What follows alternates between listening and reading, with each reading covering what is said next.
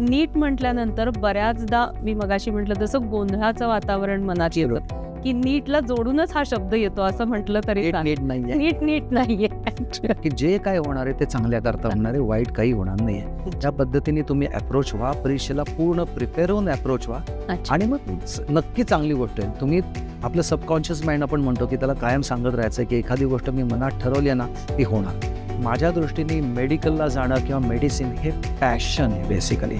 म्हणजे तुम्ही जर बघितलं तर या सगळा हा जो पूर्ण खेळ आहे डॉक्टर होण्याचा तो कमीत कमी 8 ते 10 वर्ष मे बी जास्तीत चालेल पण त्याच्यापेक्षा कमी नाही.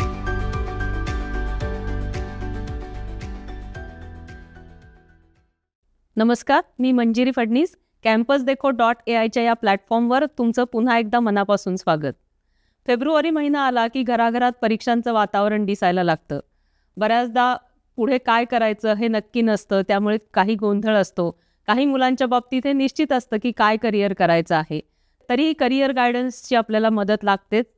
फेब्रुवारीनंतर मार्च महिना येतो आणि मग 12वीच्या विद्यार्थ्यांची बोर्ड परीक्षा, त्याच्या पुढे सुरू होते की CET, नीट या परीक्षांचं वातावरण आणि त्या परीक्षांचा गोंधळ. अनेकदा नीट परीक्षा जेव्हा एखादा विद्यार्थी देत असतो तेव्हा त्याच्या पालकांच्या आणि त्या विद्यार्थ्याच्याही मनात अनेक प्रश्न असतात. कधीकधी मागची गोंधळाची पार्श्वभूमी त्यांच्या पुढे असते आणि मग त्यांच्या शंकांना उत्तरं मिळत नाहीत. आज आपण या प्लॅटफॉर्मवर या तुमच्या सगळ्या प्रश्नांची उत्तरं जाणून घेणार आहोत. ही उत्तरं देण्यासाठी आज आपल्याकडे आलेत या विषयातले तज्ज्ञ डॉक्टर विद्यानंद जोशी. सर, या प्लॅटफॉर्मवर मी तुमचं स्वागत करते. नमस्कार. सर, गेली अनेक वर्ष काउन्सिलिंग या क्षेत्रात आहेत. त्याशिवाय विविध क्षेत्रात आणि करिअरसाठी गायडन्ससाठी सर नेहमी मदत करत असतात. मी सरांना असं सांगेन की तुम्हीच तुमच्याबद्दल काही माहिती दिलीत तर आम्हाला आवडेल. शुअर. नमस्कार, माझं नाव डॉक्टर विद्यानंद जोशी. मी खरं सांगायचं तर मेडिकल या फील्डशी रिलेटेड नाही आहे. मला इच्छा होती माझी स्वतःला की डॉक्टर व्हायची, पण ती समाव काही पूर्ण होऊ शकली नाही. पण माझं शिक्षण हे इंजिनिअरिंगमध्ये झालेलं आहे. कम्प्युटर सायन्समध्ये माझं इंजिनिअरिंग झालं आहे आणि मग त्याच्यानंतर मी MBA केलं US मध्ये. साधारण 25 वर्ष मी US मध्ये होतो. त्यामुळे तिथं राहून बाकी बरेच देश फिरलो. मग वेगवेगळ्या देशातल्या युनिव्हर्सिटीजमध्ये लेक्चर्स दिली, तिथल्या मुलांना गायडन्स दिला किंवा तिथं इंडियन मुलं जी यायचे त्यांना काही गायडन्स दिला. त्याच्यानंतर माझं डॉक्टरेट कंप्लीट झालं आणि मग त्याच्यानंतर मी पूर्ण वेळ मुलांना एज्युकेशन काउन्सिलिंग किंवा ओव्हरसीज काउन्सिलिंग ह्याच्यामध्ये आहे. आणि बरेच वर्ष हे असं एक सोशल ह्याच्याकरता म्हणून करत होतो. जे विद्यार्थी होते त्या सगळ्या विद्यार्थ्यांना वेगवेगळ्या प्रकारचे त्यांच्या नीडप्रमाणे त्यांना गायडन्स देत होतो.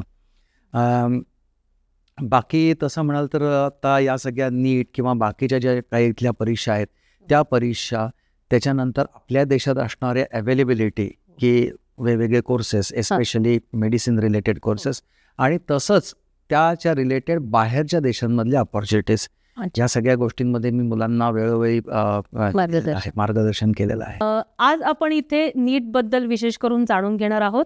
तर सर, मला असं वाटतंय की नीट विषयाबद्दल जेव्हा आपण बोलायला सुरुवात करतो तर आजकाल असं दिसतं की नीटची तयारी अगदी 8वीपासूनच मुलं सुरू करतात.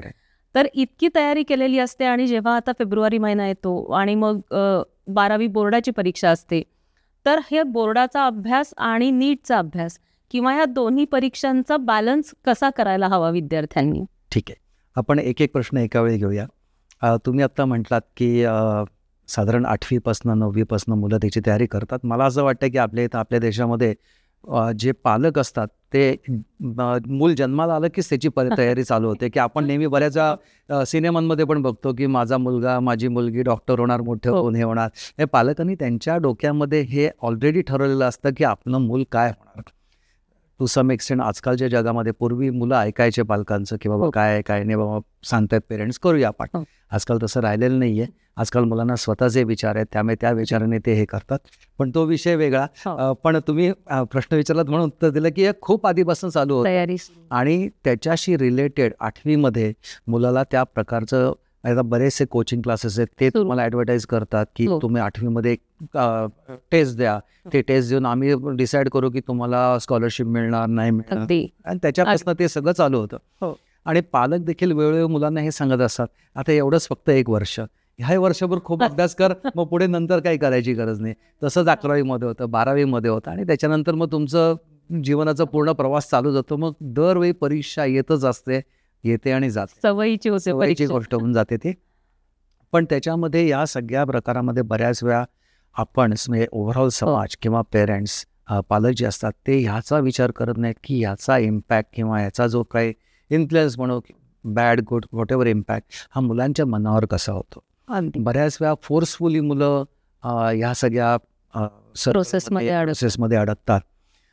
बऱ्याच वेळा मी अशी पण मुलं बघितलेली आहेत की जी 9वी 10वी 11वी अगदी 12वीपर्यंत त्यांचं ठरलेलं असं की नाही मी मेडिसिनला जाणार आणि मला डॉक्टर व्हायचं आहे. मी 12वीमध्ये समहाव त्यांचं ते पूर्ण हे होऊन जातं आणि मग ते पाथच सोडून देतात, तो मग काहीतरी वेगळंच करतात. अच्छा. पण बरोबर आहे की अशा या गोष्टी ज्या आहेत त्या पहिल्यापासून मुलांच्या मनावर बिंबवलं जाणं गरजेचं आहे. हो.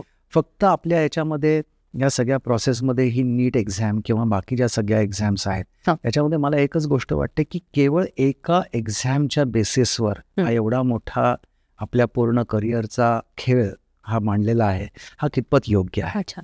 नाही सर, मी तुम्हाला थोडं ब्रेक करते. मला असं विचारायचं होतं की आता एकदा मी ठरवलंय नीट करायचं आहे म्हणजे विद्यार्थ्यांना, बरोबर, पण त्याला परत बोर्डाच्या परीक्षेचा अभ्यासही तेवढ्याच तयारी करावा लागतो. तिथेही मार्कांची परत मर्यादा असते आणि मग होतं असं की आपण सुरुवातीपासून नीटला फोकस केलेला असतो, त्यामुळे मग तो अभ्यास करायचा की हा अभ्यास करायचा आणि दोन्ही ताण कसे घ्यायचे. सर हा बॅलन्स त्याला कसा करावा? ॲब्सोल्युटली हा बॅलन्स करावाच लागतो, कारण ह्याची जी सुरुवात होते 10वीमध्ये आपण बोर्डाची एक एक्झाम देतो, म्हणजे थोडीशी त्याची एक हे आपण असं समजू की 12वीच्या एक्झामच्या आधी आपण बोर्डाची 12वीची एक्झाम देतो. त्याच्यामध्ये मुलं तयार होतात की टाईम मॅनेजमेंट कशी करायची, कसं एखाद्या परीक्षेला अप्रोच व्हायचं आणि मग त्याच्यानंतर ही येते. आता 12वीची आणि 10वीची जी एक्झाम असते ती थोडीसं त्याचा पॅटर्न वेगळा असतो, तो नॉर्मल आपल्या अकॅडमिकसारखा पॅटर्न असतो. पण नीट जी ऑब्जेक्टिव्ह टाईपची एक्झाम असते त्याचा पॅटर्न वेगळा असतो आणि मुलांना त्याप्रमाणे बेसिकली त्यांच्या माइंडला तयार करायला लागतं की काय करायला. बऱ्याच वेळा आता क्लासेसमध्ये शिकवतात प्रोसेस ऑफ एलिमिनेशन, म्हणजे 4 चॉईसेस दिले तर ते सगळ्यात वाईट चॉईस काढून टाकायचे आणि मग बेस्ट ऑप्शन जे त्याच्यातला जो काही ऑप्शन चांगला आहे, आधी एक तर तुम्हाला उत्तर माहिती पाहिजे किंवा तुम्हाला हे असे प्रोसेस करायला, मग त्याचे बऱ्याच टॅक्टिक्स आहेत, त्याचे स्ट्रॅटेजीज आहेत. बऱ्याच वेळा क्लासेसवाले त्या स्ट्रॅटेजी शिकवतात किंवा सांगतात. पण म्हणजे गोष्ट अशी आहे की हा ताण किंवा हे जे आहे मुलांना सहन करायलाच लागतो. त्याच्याकरता तुम्हाला तुमच्या माइंडला प्रिपेअर करायला लागतं. बऱ्याच वेळा मग पेरेंट्स त्यांना काय व्हिटॅमिनच्या गोळ्या दे, काहीतरी योगा प्राणायाम या गोष्टी करा, बऱ्याच अशा गोष्टी होतात आणि ह्याचा इम्पॅक्ट मुलांवर वाईट पद्धतीने होऊ नये म्हणून त्यांना हे चॅलेंजेस पहिल्यापासून स्वीकारणं गरजेचं आहे. याच्यामध्ये बऱ्याच वेळा शाळांमध्ये देखील आता कॉलेजेसमध्ये म्हणजे ज्युनियर कॉलेजेसमध्ये काउन्सिलिंग डिपार्टमेंट्स असतात, त्याच्यामध्ये मग चाइल्ड सायकॉलॉजिस्ट असतात, ते मुलांना त्याप्रमाणे काउन्सिलिंग करतात. या बऱ्याचशा चांगल्या गोष्टी आता आपल्याकडे हळूहळू यायला लागलेल्या आहेत. पण याच्यामध्ये जर तुम्हाला सगळ्या गोष्टीचा बॅलन्स करायचा असेल तर तुम्हाला सगळ्यात महत्त्वाची गोष्ट म्हणजे टाईम मॅनेजमेंट शिकणं गरजेचं आहे. दुसरी गोष्ट म्हणजे कुठल्या परीक्षेला प्राधान्य द्यायचं. तर तुम्ही मला विचाराल तर प्रत्येक परीक्षा ही महत्त्वाची आहे. अगदी असं करून उपयोग नाही की फक्त मला नीटमध्ये चांगले मार्क मिळाले आणि मी 50% पास झालो आहे बोर्डाच्या एक्झाममध्ये, असं नाही होत.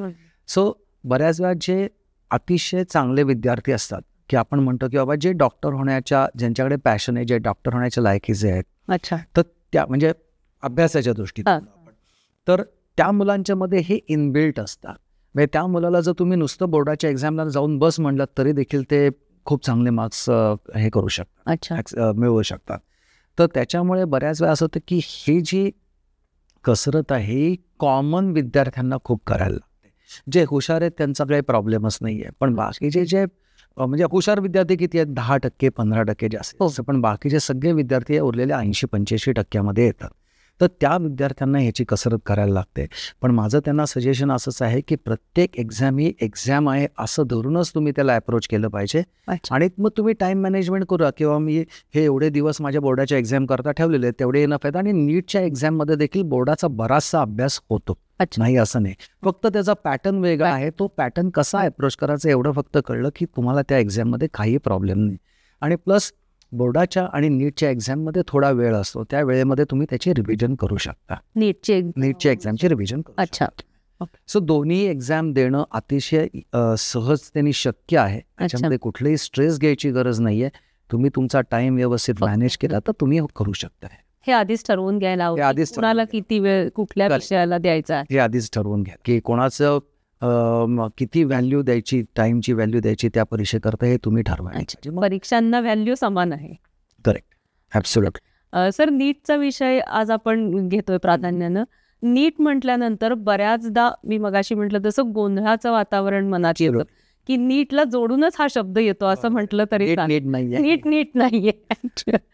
तर मला असं विचारायचं की हे नीटपणे समजावून घेण्यासाठी काय करायला हवं, म्हणजे मनात की अरे यावर्षी काय होईल, परत परीक्षांचा गोंधळ होईल का, मार्कांचा गोंधळ होईल का, हे पॅरेंट्सच्या मनातही आणि विद्यार्थ्यांच्या मनातही ही भीती असते. बरोबर.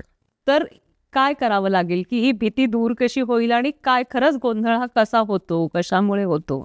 सगळ्यात पहिली गोष्ट म्हणजे ज्या गोष्टी आपल्या हातात नाही आहेत त्याचा खरं विचार करू नका. कारण गव्हर्नमेंट ती एक्झाम घेते, त्या परीक्षेमध्ये काय होईल, गोंधळ होईल नाही होईल. आता एस्पेशली मागच्या वर्षी आपण बघितलं तर इतका प्रचंड गोंधळ झाला. पेपर लीक झाले, त्याच्यामध्ये चुकीचे क्वेश्चन्स गेले, त्याच्यामध्ये मुलांना फ्री मार्क्स दिले, मग नंतर ते कॅन्सल केले, कित्येक लोकांना डिवार केलं, रस्टिकेट. गोंधळ चालू राहणार. आपण एवढी लोकसंख्या आहे, कुठे कुठे म्हणून गव्हर्नमेंट तरी मॅनेज करणार, काही ना काहीतरी होतच असतं. पण आपण त्याचा विचार करून उपयोग नाही की या वर्षी आता मी नीटची एक्झाम देते तर नीटची एक्झाम व्यवस्थित होईल का, आपण कोणीच कंट्रोल करू शकत नाही ते.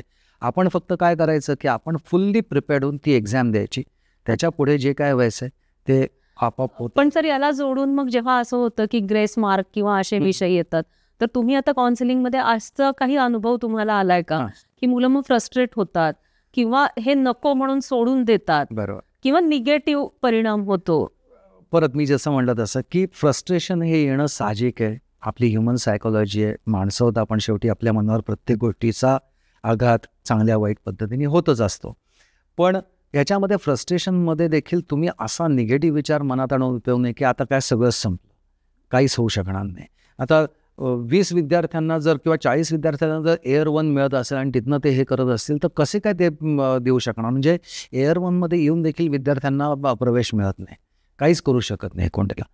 मग गव्हर्नमेंट याच्यावरती बऱ्याच प्रिकॉशन्स घेते, बऱ्याच नवीन नवीन मेजर्स आणत आहे, पण त्यांना देखील काही लिमिटेशन्स आहेत. आपण आपल्या आपल्या पद्धतीने हे मनात कायम धरून चालतं की जे काय होणार आहे ते चांगल्या करता होणार आहे, वाईट काही होणार नाही आहे. त्या पद्धतीने तुम्ही अप्रोच व्हा, परीक्षेला पूर्ण प्रिपेअर होऊन अप्रोच व्हा आणि मग नक्की चांगली गोष्ट आहे. तुम्ही आपलं सबकॉन्शियस माइंड आपण म्हणतो की त्याला कायम सांगत राहायचं की एखादी गोष्ट मी मनात ठरवली ना ती होणार. जेव्हा तुम्ही असं करता त्यावेळी सगळ्या गोष्टी आपोआप तुमच्या बाजूने पडायला. अच्छा सर, असं पॉझिटिव्ह विचार येण्यासाठी काय या विद्यार्थ्यांनी करायला हवं?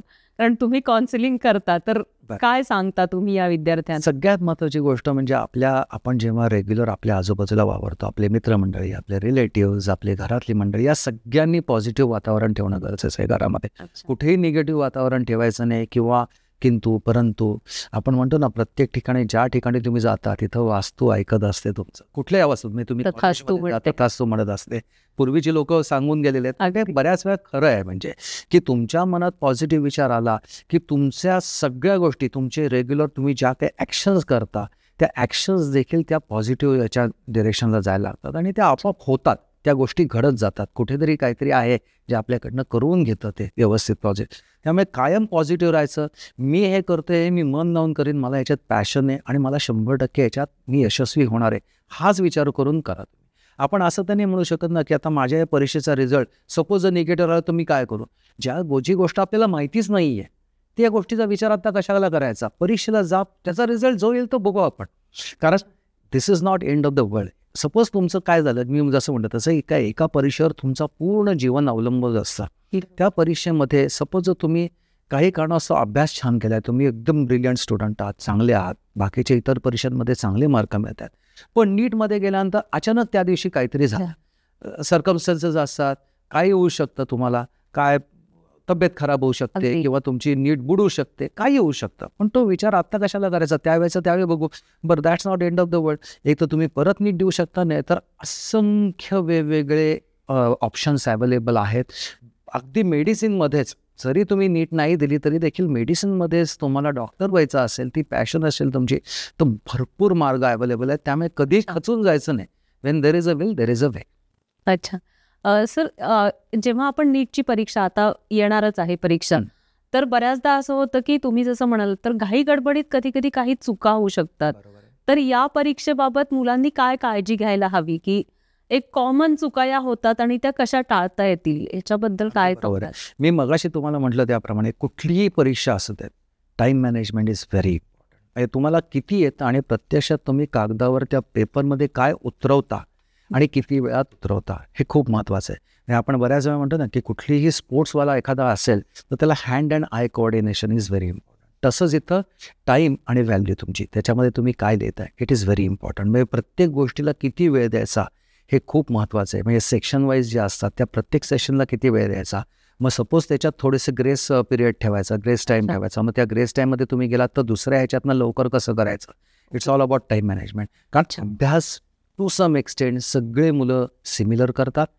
काही लोकांचा ब्रिलियन्स जास्ती असतो, काही लोकांना एकदा वाचून गोष्ट लक्षात राहते, त्या गोष्टी उतरवू शकतात. काही लोकांना एखादी गोष्ट 2 वेळा करायला लागते, 3 वेळा करायला लागते. शेवटी ह्याच्यामध्ये एफर्ट्स घेणं खूप महत्त्वाचं आहे. काही लोक बॉर्न टॅलेंटेड असतात, त्यांना एकदा वाचून लगेच कळतं आणि ती मुलं बेसिकली एकदा वाचतात आणि ते परीक्षेमध्ये लिहून येतात. काही लोकांना 2-3 वेळा वाचायला लागतं. तेवढे तुम्ही कष्ट घ्या आणि पॉझिटिव्ह राहा मेन म्हणजे. आणि कष्ट घेताना घरी देखील घरात पॉझिटिव्ह वातावरण ठेवणं खूप महत्त्वाचं आहे या सगळ्या पूर्ण परीक्षेमध्ये. सर, शेवटी ही सगळी परीक्षा जी आहे ही जाऊन पोचते ती मार्कांपर्यंत. अगदी बरोबर आहे. तर नीट हे फक्त मार्कांपर्यंतच पोचायला हवं का त्याच्या पलीकडे काही गोष्टी आहेत? म्हणजे मार्कांवरच हे सगळं गणित अवलंबून राहील का? वर्षानुवर्ष हे चालत आलेलं आहे. पण आता जे न्यू एज्युकेशन पॉलिसी NEP म्हणतो त्याच्यामध्ये बरेच नवीन नवीन चेंजेस होत आहेत. मी असं पण ऐकलं आहे की बाबा काही नियर फ्युचरमध्ये नीट देखील काढून टाकणारे, JEE जाणारे, काही नवीन नवीन वेगवेगळे गोष्टी अंमलात आणण्याचा प्रयत्न करते गव्हर्नमेंट, ज्याच्यामध्ये बाकीच्या काही कंट्रीजमधला अभ्यास केला आहे त्यांनी आणि त्याच्याप्रमाणे ती सिस्टीम आपल्याकडे आणावी किंवा त्या पद्धतीचं शिक्षण पद्धती आपल्याकडे आणावी याच्याकरता गव्हर्नमेंट कार्य करते आहे. आणि इव्हेंच्युअली त्याच्यामध्ये काही ना काहीतरी सुधारणा होत राहील. पण आत्ता तरी सध्या परिस्थिती अशीच आहे की मार्कांवर तुमचं सगळं जीवन अवलंबून असतं. त्या एका परीक्षेवर, हे तुम्हाला जर त्या मेडिसिनला जायचं आहे तर त्या नीटच्या एका एक्झामवर तुमचं पूर्ण भवितव्य अवलंबून असतं. पण त्याच्यामध्ये देखील बऱ्याच गोष्टी अशा आहेत की मार्क मिळाले, चांगले मार्क मिळाल्यानंतर देखील तुम्हाला जे हवं ते मिळेल अशी काही गॅरंटी कोण देत नाही. आणि तुम्हाला कमी मार्क मिळाले म्हणून काही मिळणार नाही असं पण नाही. कित्येक वेळा आम्ही काउन्सिलिंगमध्ये 1 वर्ष 2 वर्ष किंवा त्याच्या आधी देखील 4 महिने गेले, 6 महिने गेले, काही काही ठिकाणी अजूनही मेडिसिनचा कोटा रिकामा जातो. काही काही वेळेला 1-2 मुलं सोडून जातात. त्याच्यानंतर मुलांना कळतच नाही ते म्हणजे of course that comes under the process, पूर्ण नीटची प्रोसेस. पण बऱ्याच वेळा आम्ही स्टुडंटना असंच सांगतो की तुम्ही तुमचे जर बेअर मिनिमम जे काही टार्गेट लागतं, कट ऑफ लागतो त्याच्यावरती मार्क असेल तर तुम्हाला पूर्ण इंडियामध्ये जायची तुमची तयारी असेल तर तुम्हाला नक्की ॲडमिशन मिळेल. बी पॉझिटिव्ह. कुठेही खचून जायचं कारण नाही आहे. 1 महिन्याने, 2 महिन्याने, 4 महिन्यामध्ये तर नक्की मिळेल तुम्हाला ॲडमिशन. कुठेही मॅनेजमेंट कोटा, डोनेशन द्यायची गरज नाही. चांगले मार्क असेल तर ॲडमिशन मिळेल. अच्छा. पण बऱ्याचदा सर असं होतं की मग ही मुलं असं विचार करतात की ठीक आहे आता गॅप घेऊ, मग पुन्हा पुढच्या वर्षी परीक्षा देऊ, पुन्हा दुसऱ्या वर्षी परीक्षा देतात तर पुन्हा असं वाटतं की अरे नाही झाला जेवढं वाटलं. म्हणजे त्या वर्षी असं वाटतं की पुढच्या वर्षी मी आता सुरुवातीपासून अभ्यास करेन आणि होत नाही. तर म्हणजे माझ्या एक ओळखीच्यातले आहेत तर त्यांच्या मुलांनी असं केलं की दुसऱ्या वर्षी बसला आणि मग कमी पडले आणि मग पुन्हा मग दुसरीकडे कुठे ॲडमिशन मिळेल का असा तो प्रकार सुरू होतो. तर हे कितपत थांबावं, किती कसा म्हणजे दुसऱ्या अटेम्प्टसाठी प्रयत्न करावा की कसं, तुम्हाला काय वाटतं? हे प्रत्येक खरं सांगायचं तर विद्यार्थ्यांवर अवलंबून आहे. माझ्याकडे इतकी अनेक एक्झाम्पल्स आहेत दोन्ही टाईपचे. म्हणजे माझ्या एक विद्यार्थी होता आणि त्याला IIT मध्ये जायचं होतं. अच्छा. आणि फर्स्ट अटेम्प्टमध्ये त्याचं JEEचा स्कोर काय आला नाही आणि त्यांनी नेक्स्ट अटेम्प्ट दिला त्याच्यानंतर आणि त्याला चांगले मार्क मिळाले आणि he got into IIT. म्हणजे असे पण विद्यार्थी आहेत किंवा असे पण आहेत विद्यार्थी की as a rule of thumb आजकाल म्हणतात की तुमच्या पहिल्या अटेम्प्टमध्ये जो तुमचा स्कोर येतो तर तो स्कोर सगळ्यात हाय असतो. त्याच्यानंतर उलट तुमचा परफॉर्मन्स डिटेरिओरेट होतो. म्हणजे 5%, 10% मार्क्स तुमचे खाली येतात.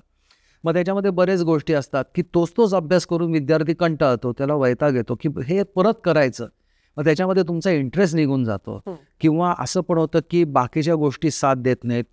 तुम्ही आता ज्यांच्याबरोबर कम्पीट करणार आहात ते अजून 1 वर्षांनी तुमच्यापेक्षा लहान असलेली मुलं आहेत आणि त्यांच्याशी तुम्ही कम्पीट करणार आहात आणि ते ताज्या दमाचे आहेत. आपण स्पोर्ट्समध्ये देखील म्हणतो ताज्या दमाचा खेळाडू जास्ती जोरात हे करू शकतो. अगदी तसंच आहे की त्यांच्याशी कम्पीट करायचं 1 वर्ष 2 वर्ष गॅपने तुम्ही जर केलं तर नाही म्हटलं तरी तुमचा तो थोडासा त्याचा जो Tempo पहिला जो भर होता. असतो टेम्पो असतो तो ओसरतो.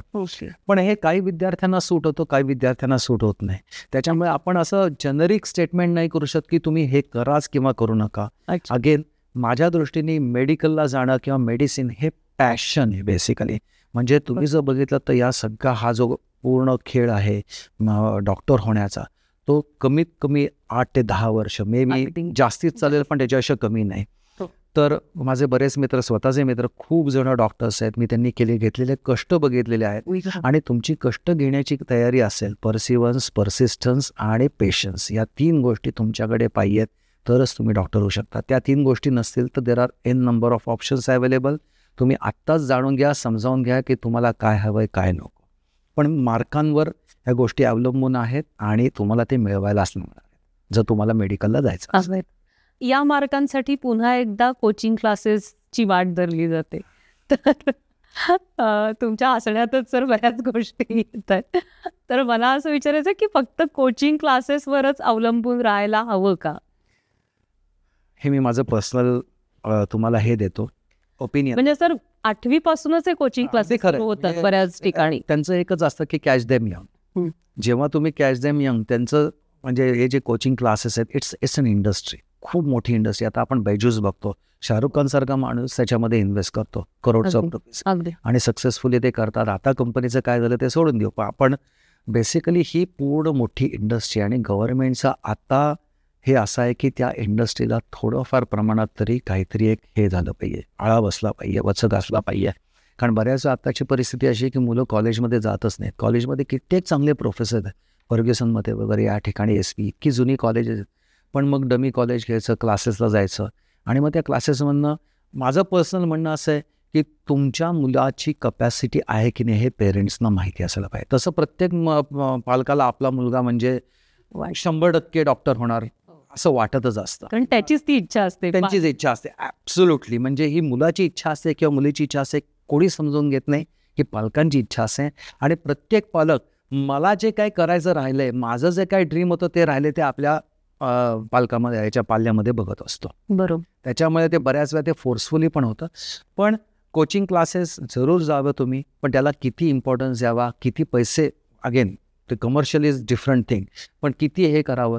कारण माझं पर्सनल म्हणणं असं आहे की या सगळ्या कोचिंग क्लासेसचं एक मेन गोष्ट असते की they show you the dream and they make you live that dream for in the process.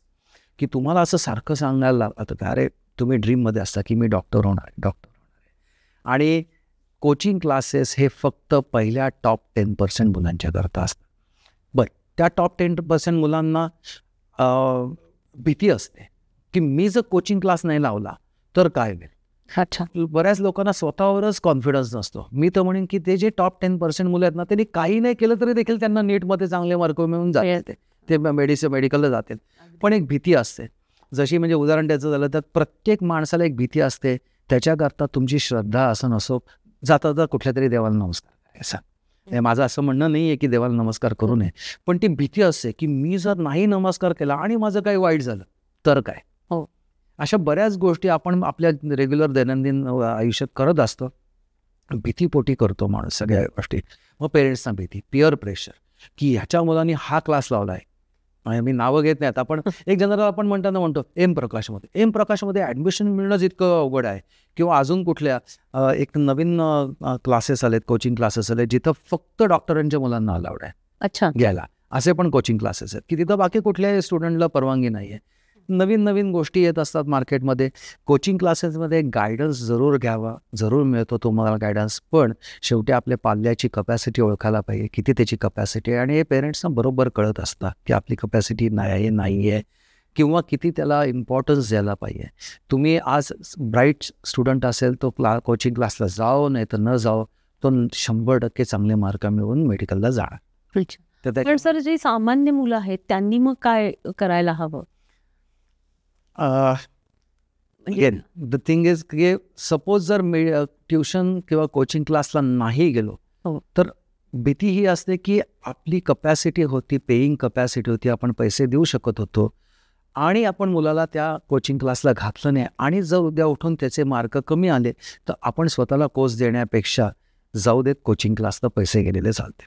म्हणजे या जगामध्ये सगळ्यात माणूस जो आहे ना तो कुठल्या गोष्टीकरता केअर करत नसेल, अजिबात काळजी करत नाही किती पैसे झालेत काय झाले, ते फक्त एकच की आपल्या मुलांचं शिक्षण.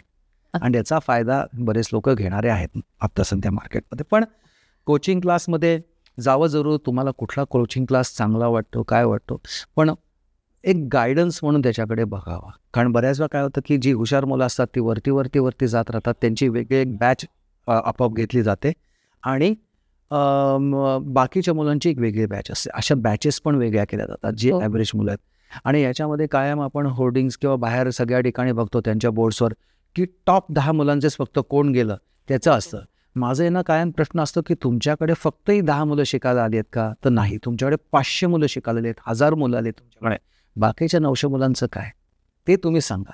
की ठीक आहे, माझं म्हणणं असं की बाबा एखाद्या मुलाला 60% 70% असेल, मी त्या मुलाला आमच्या कोचिंग क्लासमध्ये त्या मुलांना 90 मिळाले, हे जास्ती अचिव्हमेंट आहे रादर दॅन जो मुलगा 90% ऑलरेडी मिळवतो त्याला आम्ही मेडिकलला त्याला एवढे चांगले मार्क मिळाले नेटमध्ये. अगदी हे माझं पर्सनल म्हणणं आहे किंवा हा एक्सपिरियन्स पण आहे. जेव्हा मी मुलांच्या बरोबर बोलतो त्यावेळी बऱ्याच वेळा मला फीडबॅक येतात की त्यांचे फीडबॅक काय आहेत, पेरेंट्सचे फीडबॅक काय, ते असे फीडबॅक्स असतात. अच्छा. सर तुम्ही आत्ता म्हणालात की पण पॅरेंट्स बऱ्याचदा मग किती पैसे कमी पडले असं नको व्हायला आणि क्लासला घालतात. पण मेडिकलच्या बाबतीत एक असंही होतं की पॅरेंट्सच्या मनात भीतीही असते की हे वैद्यकीय क्षेत्र म्हटल्यानंतर हे सगळं पैशांचा खेळ आहे, बरोबर, व एकदम कोटीचे आकडेच दिसायला लागतात, म्हणजे असं अशी परिस्थिती येते. तर ही भीती खरी आहे का? आणि मग ज्यांच्याकडे पैसे नाहीत त्या मुलांनी काय करायचं? म्हणजे मी एक तुम्हाला सांगते उदाहरणच असं की माझ्या एक ओळखीमधले आहेत, त्यांनी एक फ्लॅट विकला आणि त्याचे पैसे बाजूला ठेवले की 1 वर्षानंतर मुलाला मेडिकलला जर ऍडमिशन घ्यायची झाली तर आपल्याला 1 कोटी रुपये लागणार आहे. तर असं पालकांच्या मनात का तयार होतं आणि खरी परिस्थिती काय आहे या क्षेत्रातली? तुमचं म्हणणं अगदी खरं आहे की मेडिकलचं शिक्षण घ्यायला जर टॉप 5% मधला तुमचं मुलं असेल तर मग त्यांना काही फरक पडत नाही, त्यांना पैशाचं एवढं हे होत नाही. त्याचे टप्पे आहेत मेडिकल एज्युकेशनमधले. सगळ्यात पहिला टप्पा म्हणजे तुम्ही आपल्या ह्याच्यात जे म्हणतो आपण MBBS होणं, की जो साधारण 5.5-6 वर्षाचा इन्क्लुडिंग तुमची रेसिडेन्सी वगैरे धरून तेवढा टाईम असतो. तर मेडिकलला ॲडमिशन आपण नीट नंतर मिळणार म्हणजे या MBBSला ॲडमिशन, त्याची भरपूर कॉलेजेस आहेत. त्याचा पुढचा टप्पा जास्ती आपण म्हणू कठीण आहे किंवा भीतीदायक आहे सगळ्या दृष्टीने. की MBBS झाल्यानंतर तुम्हाला जर स्पेशलायझेशन करायचं असेल तर ते MD, ह्याच्यामध्ये तुम्ही MD होता, MD किंवा MS मास्टर्स प्रोग्राम करता ॲडमिशन. तर समजा 1,00,000 लोक डॉक्टर असतील तर 1,000 ॲडमिशन्स असतात. म्हणजे किती 1% फक्त मुलांना मिळतं. त्याच्यात परत हे असतात, रिझर्वेशन्स असतात. त्याच्यामुळे नॉर्मल ओपन कॅटेगरीमधली जी मुलं आहेत, जे कॉमन नीटमध्ये चांगले मार्क मिळवून डॉक्टर होणार आहेत, त्यांना परत तो अडथळा आहेच की त्याच्या पुढे काय करायचं. बरं, तिथं तुम्ही जर मॅनेजमेंट किंवा प्रायव्हेट जायचं झालं तर तिथं तर अजून 2 कोटी 3 कोटी 4 कोटी. या सगळ्याचा परिणाम काय होणार आहे की मी एवढे पैसे घातलेत आणि हे पैसे मला मिळवायलाच पाहिजे.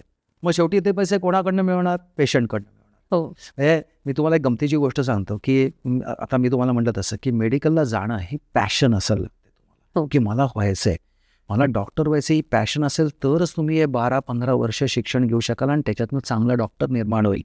बरोबर आहे. पण बऱ्याच वेळा मग मी विद्यार्थ्यांना विचारतो की बाबा का तुला व्हायचं आहे? आता हे नवीन जेनझी आपण म्हणतो, तर का व्हायचं आहे? तर पूर्वीच्या काही तर लोक म्हणायचे वडिलांनी सांगितलं बाबा तू डॉक्टर हो म्हणून डॉक्टर व्हायचं आहे.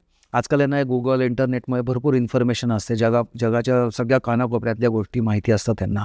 तर यांना विचारलं तर काय सांगतात की मला सोशल कॉज, मला समाजाकरता काहीतरी करायचं आहे. म्हणजे त्यावेळी ते समाजाकरता काय करायचं हे पण माहीत नसतं किंवा what you are getting into, हे काय किती कष्टदायक प्रकार आहे हा सगळा डॉक्टर होणं. हे इझी गोष्ट नाही आहे डॉक्टर होणं, किती कष्टदायक प्रकार आहे हे त्यावेळी माहीत नसतं. पण माणूस मग एकदा त्याच्यामध्ये गेला की त्याच्या काही मुलांचं कसं होतं की लायकिंग होत जातं, आवडतं त्यांना, त्यामुळं त्याच्यामधनं ते हळूहळू एक स्टेप वरती जात जातात. काही मुलांना आवडतं पण तेवढी कष्ट घ्यायची तयारी नसते, त्यामुळे ते ड्रॉपआउट होतात किंवा ते फक्त बाबा एवढंच कसं बसं आपण कम्प्लीट करू नये. म्हणजे आमच्या खूप वर्ष झाली आता मी शिक्षण हे करून, पण आमच्याबरोबर काही म्हणजे आमचेच पिअर फ्रेंड्स होते. साधारण 4.5 वर्षाचा MBBSचा कोर्स त्या मुलांनी 2-3 मुलांनी 9 वर्षात कम्प्लीट केला. अच्छा, म्हणजे खूप गचके एक वर्ष. पण शेवटी डॉक्टर झाले. म्हणजे आई वडिलांची इच्छा पूर्ण केली. फी किती असायची BJ मेडिकलला मिळालेली? 100 आणि 200 रुपये फी असायची. अच्छा, त्यामुळे त्याला फारसा फरक नव्हता पडत. पण आताची परिस्थिती आहे की तुम्ही जर गव्हर्नमेंट मेडिकल कॉलेजमध्ये ॲडमिशन मिळाली तुम्हाला, आणि ते देखील ओपन कॅटेगरीतनं रिझर्वेशनच्या बाहेर, हो. तर खूप कमी सीट्स असतात, त्याच्यामध्ये मिळाली तर त्याच्यामध्ये परत तुम्हाला तुमच्या बाकीच्या पिअर बरोबर तुमची कॉम्पिटिशन आहेच की जिथं तुम्हाला पुढे अजून जायचं आहे MD आणि MS करता. पण जर तुम्ही प्रायव्हेट कॉलेजला गेला तर then you should be ready. तुमची तयारी पाहिजे की बाबा माझा मुलं आता शिक्षण घेतोय तर त्याला साधारण बाबा एक 5 करोड रुपये मी बाजूला काढून ठेवलेले आहेत किंवा 4 करोड रुपये बाजूला काढून ठेवलेले आहेत. पण पेरेंट्सनी हे देखील बघणं खूप गरजेचं आहे की आई आणि वडील बँकेमध्ये नोकरी करतात किंवा आई आणि वडील दुसऱ्या कुठेतरी प्रायव्हेट कंपनीमध्ये नोकरी करतात आणि ऑल ऑफ अ सडन त्यांचं मूल डॉक्टर होणार आहे. आणि परदेशात आता मी खूप बघितलेलं आहे की बाबा प्रायव्हेट प्रॅक्टिस ही ऑलमोस्ट संपलेली आहे. ऑलमोस्ट संपलेली आहे. सगळ्या जायंट कॉर्पोरेट्सनी वेगवेगळे हॉस्पिटल्स कॅप्चर करून, कारण इतके तुम्हाला रूल्स आणि रेग्युलेशन्स आहेत, पॉलिसीज आहेत गव्हर्नमेंटच्या की प्रायव्हेट हॉस्पिटल रन करणं हे खूप डिफिकल्ट होऊन बसलेलं आहे. म्हणून आता आपल्या इथं तो पण तुम्ही बघाल तर अपोलोसारख्या मोठ्या मोठ्या कंपन्या ज्या लिस्टेड कंपन्या आहेत त्यांचे हॉस्पिटल्स आहेत किंवा आता सह्याद्री, चेन ऑफ हॉस्पिटल्स. त्यामुळे प्रायव्हेट हॉस्पिटल अजून तरी आपल्या इथं आहेत. पण माझे खूप मित्र डॉक्टर आहेत, मी तुम्हाला म्हटलं त्याप्रमाणे, आणि त्यांना तुम्ही विचाराल ना तर they are paying through their nose. म्हणजे पेमेंट असू दे किंवा एखादी परमिशन असू दे, खूप कटकटीचं झालेलं आहे, खूप कटकटीचं. त्याच्यामुळे मग तो तुमचं पाल्य असेल की बाबा मेडिकलला जाऊन नंतर तो काय करणार? मग तो जॉब करणार ऑब्व्हियसली. कुठल्या तरी चांगल्या हॉस्पिटलला अटॅचमेंट घेऊन तो कुठल्या तरी कंपनीचं कॉर्पोरेटचं जॉब करणार. हे असंच आहे. म्हणजे तुम्ही असा विचार करून उभ्या पूर्वीच्या काळी मग पेरेंट्सचा विचार करायचा आता मुलाला हॉस्पिटल काढून द्यायचं आहे किंवा त्याची मग जागा घेऊन करा ते करा. पण तुमच्याकडे तयारी पाहिजे, भरपूर पैसे द्यायची. पण मग मी आता पुढे आपण याच्याविषयी अजून काही डिस्कशन करणार, त्याच्यात मी सांगेन की तुमच्याकडे जर खरंच एवढा कॉर्पस अवेलेबल आहे, एवढे फंड्स अवेलेबल आहेत, तर there are n number of options available. म्हणजे तुमचा पाल्य हा मेडिकल म्हणजे डॉक्टरच होणार. पण नुसतं हे इथं नीट नाही मिळाली पण माझ्याकडे पैसे आहेत तर माझा मुलगा डॉक्टर नाही होऊ शकणार का? असंही होऊ शकतं की बाबा नीटच्या एका सर्टन कट ऑफमध्ये माझा मुलगा नाही जाऊ शकला किंवा मुलगी नाही जाऊ शकली, तर झालं, तर संपलं का मग आयुष्य? नाही बा, तुमच्याकडे पैसे, तुम्ही बाकी बरेच ऑप्शन्स आहेत तुम्हाला. अच्छा, आपण या ऑप्शनकडे आपण येऊ. पण त्याच्या आधी मला एक प्रश्न विचारायचा वाटतो की मेडिकल करिअर करताना तुम्ही जसं म्हणालात की पेशन्स पाहिजेत. म्हणजे इतके दिवस सामान्य नागरिक म्हणून खरं तर आम्हाला हे माहित होतं की डॉक्टरांच्या बाहेर बसायला पेशंटकडे पेशन्स लागतात. पण आता असं कळालं की डॉक्टरकडे पेशन्स पाहिजेत करिअरसाठी. तर त्याच्याशिवाय आणखी कुठले गुण हवेत मुलामध्ये की ओके तो मेडिकल करिअर करू शकेल? आणि पॅरेंट्सनी हा विचार कसा करावा की हो बाबा मी माझ्या मुलाला मेडिकल करिअरमध्ये घालू शकते? बरोबर. तर कुठले असे गुण आहेत असं असावेत म्हणजे त्याच्यामध्ये? गुण तुम्ही विचारला तर पेशन्स एक तर झालाच. परसिस्टंट, परसिव्हन्स आपण याच्याविषयी बोललो. नंतर तुम्ही अभ्यास करता, तर त्यावेळी अभ्यास करताना मी बघितलंय, मुलांना बघितलं म्हणजे जे मेडिसिनला आता गेलेले आहेत, खूप म्हणजे रात्र बसून अभ्यास करतात. प्रचंड मोठी पुस्तकं असतात आणि त्या पुस्तकातलं काहीही तुमच्या परीक्षेला येऊ शकतं. आणि 1.5 वर्षांनी आपल्या इथं तुमची एक्झाम असते, एक एक्झाम पार करत तुम्हाला जायला लागतं. आणि म्हणजे आम्हाला असं वाटायचं की तिने डॉक्टर व्हावा, तिला ते तसं वाटत नव्हतं. पण इंटरेस्टिंगली ती अभ्यास करताना असा करायची की बायोलॉजीमध्ये सपोज त्यांना ह्युमन बॉडीचं असेल तर ती डायजेस्टिव्ह सिस्टीमबद्दल बोलायचं असेल तर आता मी माझा घास घेतला की तो काय काय करेल, कुठनं जाईल, मग ह्याला हे म्हणतात, हे असं इकडून जाईल, मग तो इथं पोचेल. म्हणजे तुम्ही ते व्हिज्युअलाइज करून करणं गरजेचं आहे कुठली गोष्ट. मी आता जे स्टुडंट्स आहेत त्यांना हे पण सांगेन की तुम्ही आता काय मूवीज, TV, बाकी जे सिरियल्स वगैरे बघता त्याच्यामध्ये बऱ्याचशा सिरियल्स अशा आहेत, बाहेरच्या सिरियल्स आहेत, म्हणजे सांगायचं झालं तर एक गुड डॉक्टर बॅड डॉक्टर म्हणून एक आहे. नंतर अजून एक सिरियल आहे, मला त्याचं नाव आठवत नाही, आठवलं की मी जरूर सांगेन परत. पण अशा सिरियल ज्या डॉक्टरकीच्या पेशावर आहेत, पूर्ण पेशा कसा आहे त्याच्यावर आहेत, तर अप्रतिम सिरियल आहेत, त्यांनी जरूर पाहाव्या त्या सिरियल. त्याच्यामध्ये प्रत्येक वेळी तुमचं निदान कसं करता तुम्ही, काय करायला पाहिजे, इंटरेस्टिंग आहेत म्हणजे. आणि हे खूप सुंदर फील्ड आहे, म्हणजे पूर्ण माणसाची बॉडी तुम्हाला हे करायला मिळते. इंटरेस्टिंग फील्ड आहे. त्याच इंटरेस्टिंग घेऊन जर तुम्ही अभ्यास केलात तुमचा, म्हणजे घोकमपट्टी करून नाही उपयोग अजिबात. आपल्या इथं 10वीपर्यंत मुलांना त्याची सवय लागलेली असते की घोकमपट्टी करा. पण जर मी 4 मोठे ठोकळे तुमच्यासमोर आणून ठेवले तर तुम्ही कशी काय घोकमपट्टी करणार? It's not possible. मग तुम्ही ते समजून घेऊन करा आणि ते तुम्ही जगा. म्हणजे तो अभ्यास करताना तुम्ही डिस्कशन घेऊन करताना, तर त्यावेळी नर्वस सिस्टीमबद्दल तुम्ही बोला ना एकमेकांशी की आता असं होईल, आता असं होईल. मग मी असा विचार केला तर इथले हे जे आहेत ते काय म्हणतात त्याला, टेंटिकल्स वॉटेवर जे काय म्हणतात, तर ते ॲक्टिवेट होतील. किंवा काय बाबा डायजेस्टिव्ह सिस्टीम घ्या की कुठल्या बऱ्याच सिस्टीम्स आहेत आपल्या ह्याच्यामध्ये. तेव्हा स्टडी करतात त्यावेळी ते तुम्ही जगा. ते तुम्ही अभ्यास करताना असं करा अभ्यास की तो नुसता अभ्यास करायचा आहे, पाठन करायचं आहे म्हणून करू नका. मग तुमच्याकडे तुम्ही म्हणलं तसं काय पाहिजे, तर तुमच्याकडे ते व्हिज्युअलायझेशन करण्याची कपॅसिटी पाहिजे. तुम्ही प्रत्येक गोष्टीमध्ये म्हणजे ॲनालिटिकल स्किल्स आपण म्हणतो, ते ॲनालिटिकल स्किल्स देखील तुमच्याकडे पाहिजेत.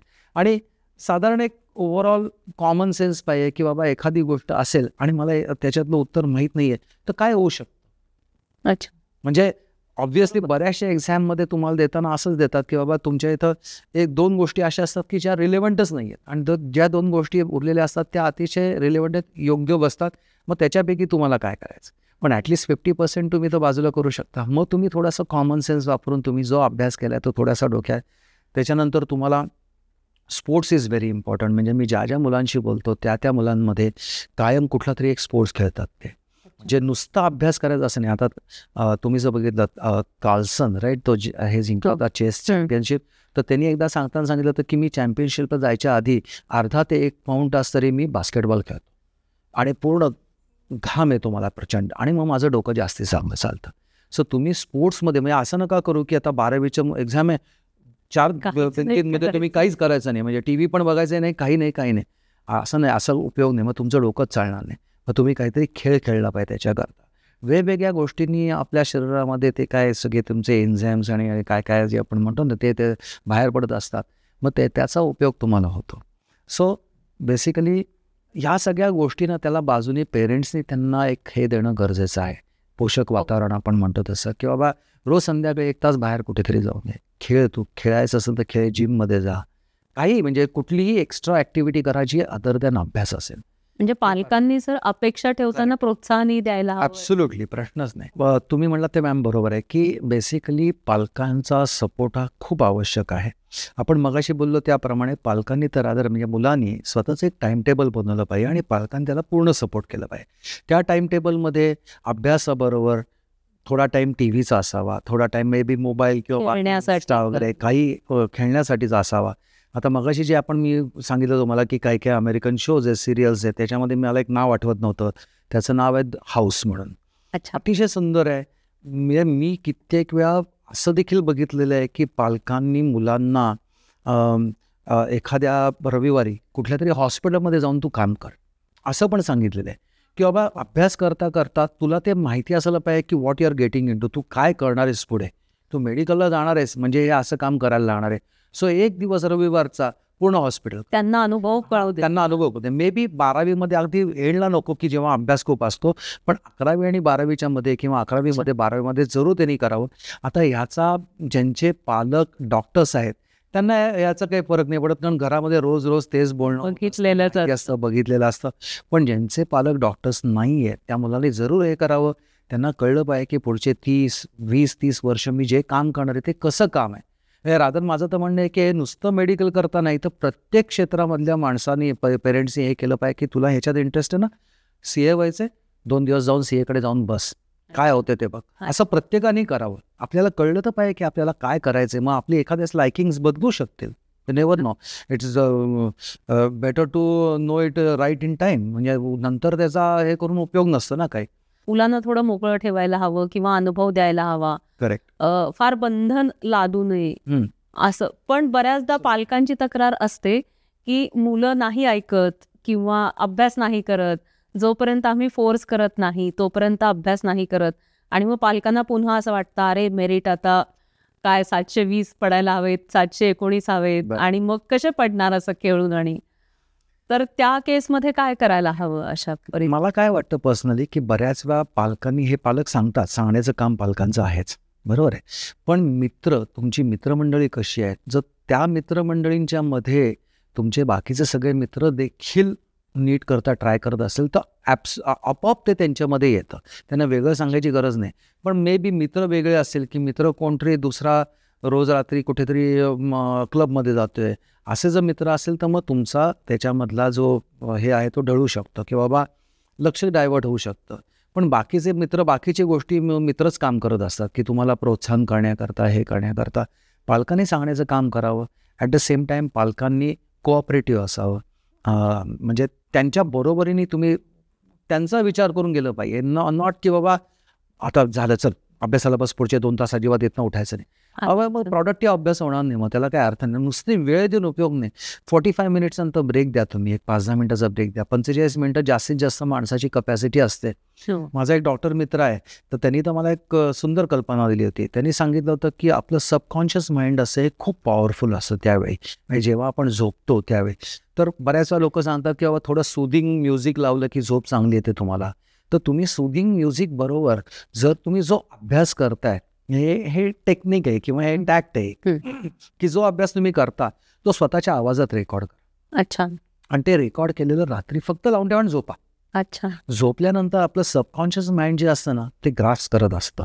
आणि त्याचा खूप उपयोग होतो. असं म्हणजे त्याला पर्सनली उपयोग झाला आहे. त्यांनी बाकीच्या लोकांना सांगितलं, त्यांनी आम्हाला पण तेच सांगितलं की बाबा याचा उपयोग खूप मोठ्या प्रमाणात होतो. बरोबर. दुसरी गोष्ट म्हणजे बऱ्याच वेळा एखादी गोष्ट म्हणजे आपण अभ्यास करताना जरूर मित्रांच्या बरोबर ग्रुपनी अभ्यास करा. काही एक वेळ असा पण ठेवा की 1 तास आठवड्यातले बाबा 4 तास, 4 दिवस किंवा 2 दिवस 2-2 तास आम्ही ग्रुपनी अभ्यास करू.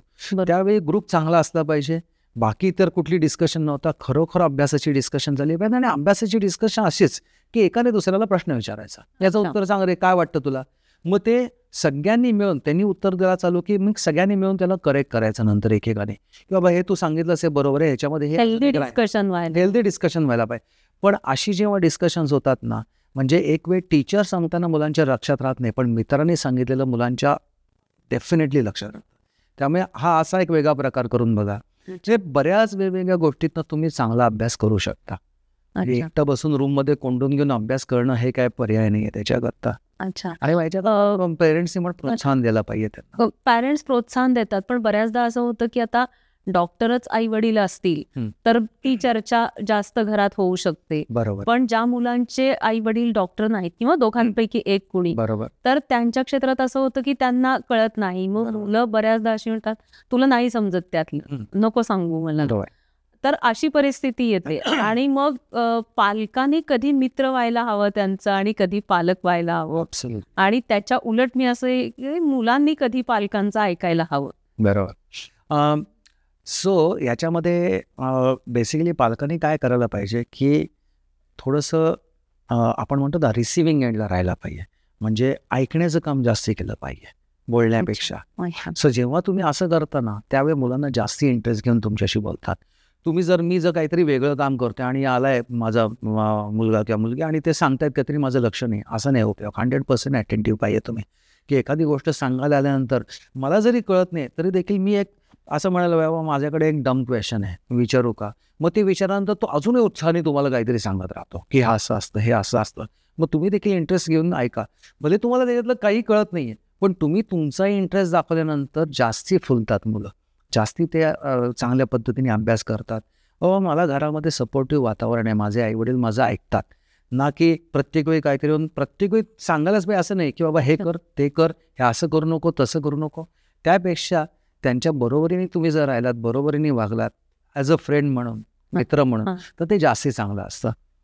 बऱ्याचदा त्यांना पालकांनाही असं वाटत असतं की अरे आपल्याकडून काही चुका झाल्या तर त्या मुलाकडून नको व्हायला. अशाही गोष्टी अगदी खरं. पिढीचा फरक असतो, तर लिटरली जनरेशन्सचा गॅप असतो बऱ्याच वेळा. असं पण आता कसं आहे की काळ बदललाय. तुम्ही असं धरून उपयोग नाही की आमच्या वेळी असं होतं आणि आता हे असं आहे. अजिबात हे कम्पॅरिझन करायचं नाही, ॲब्सोल्युटली नाही.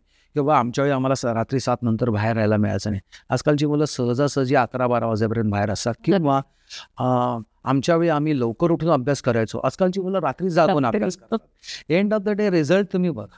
अच्छा. बऱ्याच वेळा असं होतं की मूल सांगतं आई वडिलांना की बाबा तुम्ही मला कसं करायचं काय करायचं ते सांगण्यापेक्षा माझा रिझल्ट बघा आणि मग मला सांगा की माझी मेथड बरोबर आहे का चुकीची आहे. ना ठीक आहे, आपल्याला आपल्या आई वडिलांनी सांगितलं की लवकर उठून अभ्यास केलेला कायम चांगला. या मुलांना असं वाटतं की रात्री शांतता असते, मला काही डिस्टर्बन्स नसतो आणि त्यावेळी माझा अभ्यास सांगावा. हरकत नाही, काही प्रॉब्लेम नाही आहे. जे तुम्हाला योग्य वाटते आणि जे तुम्हाला पूरक आहे त्याच्यात तुम्हाला काहीतरी मिळणार आहे ते तुम्ही करा, काही प्रॉब्लेम नाही आहे त्याच्यामध्ये. आपण जर मेडिकल करिअर बाबत बोलतोय मगाचपासून, तर आत्ता बदलत्या काळात या क्षेत्रात म्हणजे मेडिकल स्पेसिफिक जर आपण करिअर बघितलं तर काय आव्हानं आहेत म्हणजे मुलांसमोरही आणि पालकांसमोरही, विशेषतः मुलांसमोर आधी आपण. बरोबर. सगळ्यात महत्त्वाचं मेडिकलला जायच्या वेळी आव्हान म्हणजे मोठ्या प्रमाणावर तुम्हाला टाइम द्यायला लागतो प्रत्येक गोष्टीला. बरोबर. याचा अर्थ असा आहे का आता बऱ्याच वेळा कसं होतं की 4 मित्रांपैकी 2 मेडिकलला गेले, 2 इंजिनिअरिंग किंवा अजून कुठे गेले. हो. त्यांना मे बी थोडा जास्त वेळ मिळतो कॉलेजमध्ये, नंतर त्यांच्या एक्स्ट्रा करिक्युलर ॲक्टिव्हिटीज वाढतात. पण याचा अर्थ असा आहे का की डॉक्टर लोकांच्याकडे या करायला काही वेळ नसतो, तर अजिबात नाही. माझे सगळे जे डॉक्टर मित्र आहेत ते सगळ्या त्यांनी गोष्टी केलेल्या आहेत. युथ हॉस्टेलचे मेंबर होते, ट्रेकिंगला जायचे, कुठेही बाहेर त्यांच्या विजय मेडिकलमधला त्यावेळी तर त्यांचं हे असतं एक एव्हरी इयर आपण गॅदरिंग वगैरे असं इतकं फेमस होतं, इतकं पॉप्युलर होतं की बाहेरच्या कॉलेजेसमधली मुलं तिकडं जायचे. सगळ्या गोष्टी हे करतात, डान्स कॉम्पिटिशन असते, एक्स्ट्रा करिक्युलर सगळ्या ॲक्टिव्हिटीज असतात. पण दिलेल्या वेळामध्ये म्हणजे कन्सिस्टन्सी पाहिजे की रोज मला हे 3 तास माझा अभ्यास करायलाच पाहिजे. हे मी डॉक्टरीला गेल्यानंतर म्हणतो. हो. पण हे जर तुम्ही 11वी-12वीमध्ये तुमच्या रुटीनमध्ये ठेवलं ना तर नंतर डिफिकल्ट होत नाही, तुम्हाला जात नाही डिफिकल्टी त्याच्यामध्ये. पण असं म्हणून उपयोग नाही की मी आता एकदा गेलो आता मेडिकलला किंवा आता मी 12वी that's it I am done, मी आता बाहेर फिरणार संध्याकाळी 6 नंतर मी काय अभ्यास करणार नाही किंवा वॉट एव्हर. असंही करून म्हणजे कुठलीही टोकाची भूमिका घेणं गरजेचं नाही आहे. त्याच्यामध्ये तुम्ही जर व्यवस्थित तुमचे टाईम स्लॉट्स पाडले तर तुमचं सगळ्या गोष्टी मग कुठलंही आव्हान आलं तरी तुम्ही त्याला हे करू शकता. तुमची मेंटल स्टॅबिलिटी चांगली राहणं म्हणजे आपण काय म्हणतो की वातावरण चांगलं असणं, मेंटली तुम्ही स्टेबल असणं महत्त्वाचं आहे. मग त्याच्यामध्ये पालक डॉक्टरांना किंवा सायकॉलॉजिस्टला देखील भेटायला काही हरकत नाही. ते तुम्हाला काही सजेस्ट करतात की काही गोष्टी, काही व्हायटॅमिन्स किंवा बाबा एकाग्रता राहावी म्हणून काय काय मार्केटमध्ये अवेलेबल मिळतात औषधं, काही हरकत नाही, ते घ्या. तुम्हाला जर वाटत असेल की त्यांनी काही फायदा होणार आहे. या सगळ्या गोष्टी करून एंड रिझल्ट चांगला आपल्याला पाहिजे की तुमच्या कुठल्याही गोष्टी तुमच्या मेंटली डिस्टर्ब न होता किंवा तुमचं बाकी फिजिकली डिस्टर्ब न होता एंड रिझल्ट. नाही सर, या करिअरमध्ये आता जसं AI आल्यानंतर बऱ्याच क्षेत्रात फरक पडतोय, तर करिअर ऑप्शन्स कमी होत आहेत किंवा काही वाढत आहेत, असं दोन्ही आहे. तसं या क्षेत्रात काय आहे का आणि ॲडमिशनचेही चॅलेंजेस काय काय आहेत? म्हणजे मी माझ्या बोलण्याच्या ओघामध्ये सांगणारच होतो, पण आत्ता देखील मी मगाशी जे उदाहरण दिलं की बाबा सोशल कॉज करायचं आहे वगैरे ते बाजूला ठेवू पण मेडिकल हे एकमेव फील्ड असं आहे की ज्याच्यावर AIचा थोडाफार इम्पॅक्ट होणारच आहे. AIचा इम्पॅक्ट म्हणजे काय की आता आपण नवीन मशिनरी आली म्हणतो की बाबा रोबोटच्या सहाय्याने तुमच्या शस्त्रक्रिया ऑपरेशन्स होतात, पण याच्यामध्ये डॉक्टरची गरज आहे का? डेफिनेटली आहे. ह्युमन टच हा पाहिजेच त्याच्यामध्ये. त्याच्यामुळे मला तर तुम्ही विचाराल तर माझ्या दृष्टीने मेडिकल हे एकमेव फील्ड असं आहे की जिथं ह्युमन टच लागतो आणि जिथं डॉक्टरांची गरज कधीही कमी होणार नाही, कायम डॉक्टरांची गरज राहणार आहे. त्यामुळे हे फील्ड असं आहे की ज्याला कधीही मरण नाही आहे, कारण डॉक्टरांची गरज ही कायम लागणार. अजून कित्येक देश असे आहेत की जिथं डॉक्टरांची कमतरता आहे, तर त्याच्यामुळे डॉक्टरांना अजिबात हे अतिशय सुंदर फील्ड आहे, चांगलं फील्ड आहे, एक्साइटिंग आहे आणि ह्याला कधीही मरण नाही. सर, मेडिकल करिअर करताना बऱ्याचदा असं होतं की अपेक्षित मार्क मिळत नाहीत किंवा कट ऑफ हाय जातो असं आपण काही म्हणतो त्याला. जर अशी परिस्थिती आली तर मेडिकलमध्ये काय ऑप्शन्स, म्हणजे बऱ्याचदा असं असतं MBBS हा एक पर्याय आहे, तर त्याच्यापेक्षा वेगळे काय पर्याय आहेत का? की मग BDS करावं का, की ते सोडून बायोलॉजी मधले इतर काही कोर्सेस करावे का? बरेच जण परदेशात जाऊनही शिकतात की तिथे MBBS करतात. बरं, जॉर्जियाला MBBS केलं किंवा इतर कुठे केलं, रशियामध्ये गेले आणि असं. तर काय पर्याय आहेत असे आणि काय निवडावेत कशा पद्धतीने? आता हे इंडिव्हिज्युअल चॉईस आहे याच्यामध्ये मी एकच सांगू इच्छितो की बेसिकली बऱ्याच गोष्टी त्याला बरेच फॅक्टर्स आहेत त्याच्यामध्ये की तुमची पेईंग कपॅसिटी आहे नाही आहे, किती मार्क मिळाले आहेत. तर मेडिकलला जर आपल्या देशामध्येच राहायचं असेल आणि MBBSला ॲडमिशन नाही मिळाले किंवा पुढे त्याच्या रेसमध्ये आपल्याला कम्पीट करायचं नसेल तर मग ऑप्शन्स आहेत की तुम्ही BAMS करा, BHMS करा, त्यांचे प्रॅक्टिसेस चांगले असतात. म्हणजे तुम्ही मेडिकल फील्डमध्येच राहता, BDS करा, डेंटिस्ट्रीमध्ये खूप चांगला स्कोप आहे. त्याच्यानंतर मग तुम्ही अलाइड इंडस्ट्रीज ज्या आहेत, अलाइड जे कोर्सेस आहेत तसे करा. म्हणजे याच्यामध्ये बायोटेक्नॉलॉजी आलं, नंतर त्याच्यामध्ये बायोमेडिकल आलं, असे बरेच कोर्सेस आहेत. किंवा BSc बायोलॉजी, BSc मायक्रोबायोलॉजी, या सगळ्या बायोलॉजी रिलेटेड जे कोर्सेस आहेत ते तुम्ही करू शकता. आणि ते कोर्सेस करत असताना म्हणजे मी बऱ्याच वेळा स्टुडंटना सांगतो, तुमची जर पेईंग कपॅसिटी असेल आणि तुम्हाला पॅशन असेल, तुम्हाला मेडिकलच फील करायचं आहे, तर एक सुंदर हे असं आहे की हे करत असताना हा कोर्स जो आहे, हे जे मी कोर्सेस सांगितले दे कॅन बी कन्सिडर, त्याला तुम्ही कन्सिडर करू शकता की it is a pre made program, pre medical program. आणि हे 3 किंवा 4 वर्षाचा तुमचा कोर्स कंप्लीट करून तुम्हाला US अगेन पेईंग कपॅसिटी असेल तर US तुम्हाला तुम्ही मेडिकल प्रोग्राम करता जाऊ शकता. ज्याच्यामध्ये नॉर्मल रेग्युलर मेडिकल प्रोग्राम आहे, medicine program. At the same time तुम्हाला जर थोडं लवकर त्या स्ट्रीममध्ये जायचं असेल तर तुम्ही मास्टर्स करण्याकरता US जाऊ शकता, ज्याच्यामध्ये तुम्ही फिजिशियन असोसिएट म्हणून एक त्यांचा प्रोग्राम आहे. आणि it is at par with typical medical program, medicine program. ते तुम्ही करू शकता. म्हणजे तुमच्याकडे जर विल असेल आणि पैशांचं पाठबळ असेल तर तुम्ही ह्या गोष्टी 100% करू शकता. आणि मी कित्येक माझ्या डोळ्यासमोर उदाहरणं आहेत की जे सक्सेसफुल झालेली आहेत.